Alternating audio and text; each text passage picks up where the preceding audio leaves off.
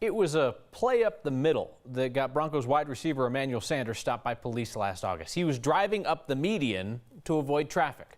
He collided with another driver. Sanders pleaded guilty to a traffic charge this week, and now we're getting our first look at the body camera video of his interaction with officers, in which Sanders plays the Broncos card when he's asked for an explanation. Man, I was driving in the middle lane. Negative, just one. And all of a sudden... So you're driving in between the double yellows? Yeah. And you got sideswiped by her. So why were you driving in between the Well, I played yellows? for the Broncos. Okay. And I had to be at work at 8. So I was driving to work.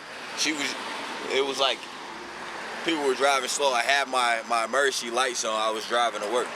What's the rule in driving in between the double yellows? Well, I'm going to tell you right now, straight up, you're both going to get a ticket. You can't drive in the double yellows. You're both going to get a ticket for careless driving. Well, so, what was it created for? Emergency, right? Deputies say the 18-year-old in the other vehicle had swerved into the median. That's when they collided. Both were cited for careless driving.